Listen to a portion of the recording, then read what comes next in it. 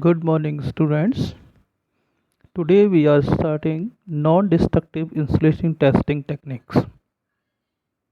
All electrical appliances are insulated with gaseous, liquid, or solid and a suitable combination of these materials. The insulation is provided between live part and ground part of the appliances. The material may be subjected to varying degree of voltage, temperature and frequencies, and it is expected of these materials to work satisfactorily over these ranges, which may occur occasionally in the system. The dielectric losses must be low and the insulation resistance high in order of to prevent the thermal breakdown of these material. The void formation within the insulating material must be avoided as these deteriorated the electric dielectric material. The disadvantage of the technique is that during the process of testing, the equipment may be damaged if the insulation is faulty. For this reason, following non-destructive testing method that permit early detection for insulation faults are used.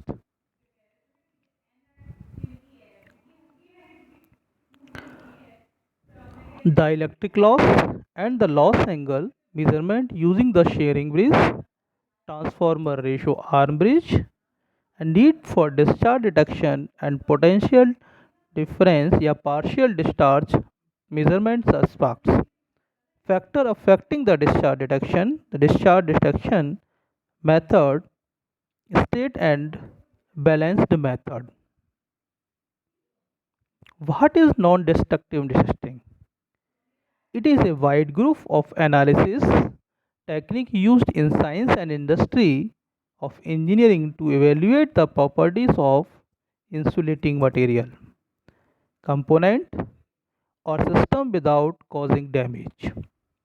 It is very difficult to test the quality of insulating material after it performs part of equipment. Suitable test must be done to ensure in the range of operation. Non-destructive testing is ensure that the material is not destroyed as in the case of high voltage testing. Non-destructive testing to help the estimate the electrical properties such as resistivity, electric constant, loss factor, loss angle and dielectric loss over a wide frequency range. Non-destructive testing is commonly used in mechanical engineering, petroleum engineering, electrical engineering, civil engineering system, aeronautical engineering, medicine, and etc. Dielectric loss. Dielectric loss measure the quantity of a dielectric material inherent the dissipation of electromagnetic energy converted into heat. The dielectric loss can be expressed in terms of loss angle delta. An efficient dielectric material supports a varying charge with minimal dissipation of energy in the form of heat. Dielectric loss angle. Tan delta is called loss angle or dissipation factor for testing the loss tangent.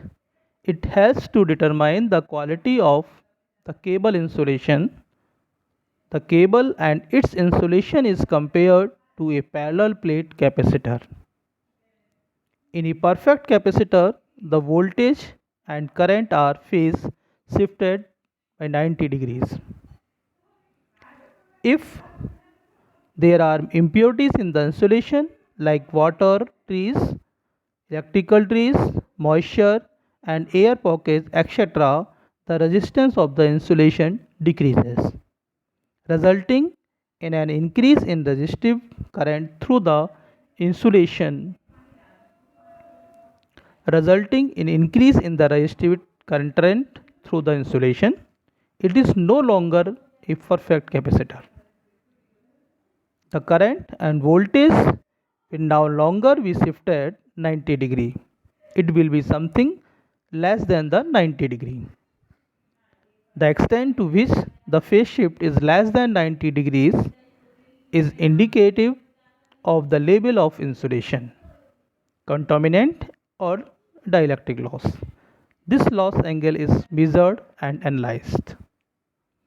Dielectric loss angle in the figure represent an equivalent circuit of a cable. The tangent of the tan angle delta is measured. Tan delta is equal to IR by IC. The circuit C and R is parallel connected. The tan delta helps to find out the life expectancy of the dielectric. How to measure the dielectric loss and loss angle of dielectric material? Using the following devices. Number 1, high voltage shearing bridge and transformer ratio arm bridge. What is shearing bridge? The shearing bridge is an electrical circuit used for measuring the insulating properties of electrical cables and equipment. Accurate value of capacitance can be measured by this shearing bridge. It is used to measure insulation properties such as dielectric loss and loss angle. It has the advantage that the balance equation is independent of the frequency. In the figure here we show that the four arm, one arm C2 and connect C2 and another is R3 is variable, R1 and C1 is connected in series and R4 and C4 connected in parallel in the fourth arm. In this figure C4 and R3 is variable.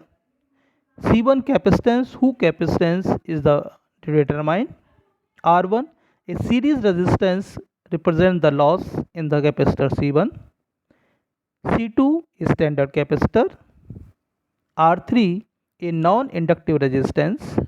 C4 a variable capacitor and R4 a variable non-inductive resistance in parallel with the variable capacitor C4.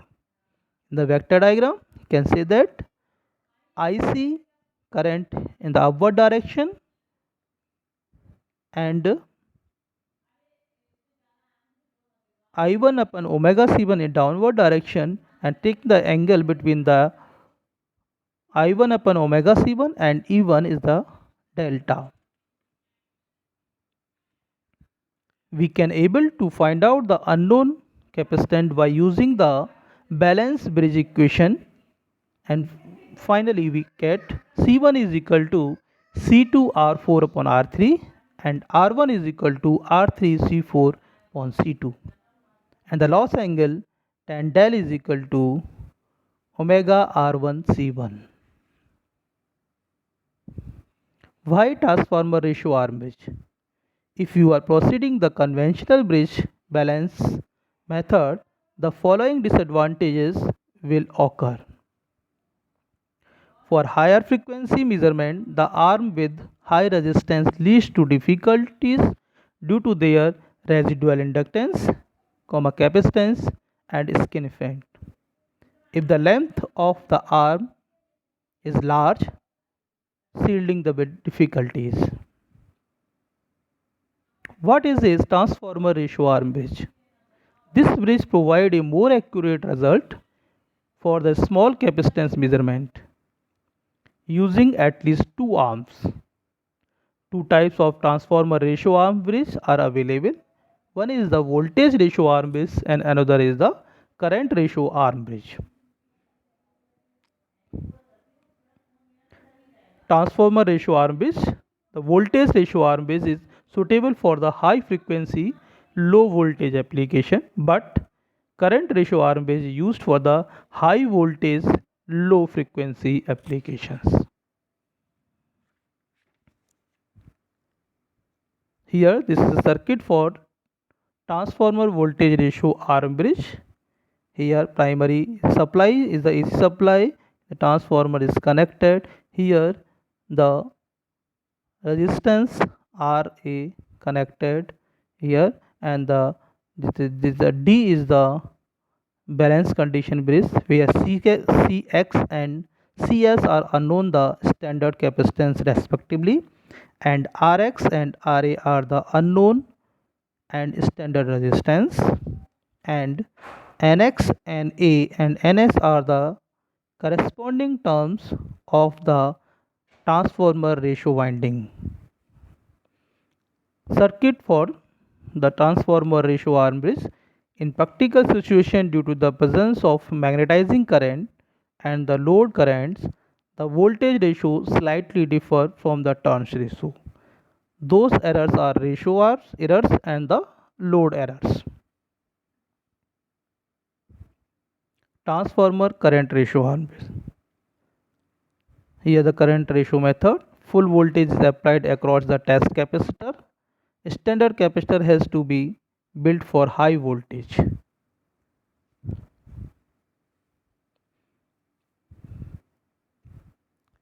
In the circuit, the EF is equal to CS upon CF into E dash, where CF is the balancing capacitor and CS is the standard capacitance, and EF is the proportional EMF. At balance, there is no voltage across the current comparator winding, so the gain is also 0. Current comparator is high voltage application. The balance equation of this bridge are Cx is equal to Cs into Ns upon Nx, or conductance Gs is equal to Cs upon Cs Na by Nx into Ga, and tan delta is equal to Gx upon omega Cx, or 1 upon omega Cf Ga upon Nx, where Gx and Ga are unknown and the standard capacitance, and Cf is the balance condenser. Okay.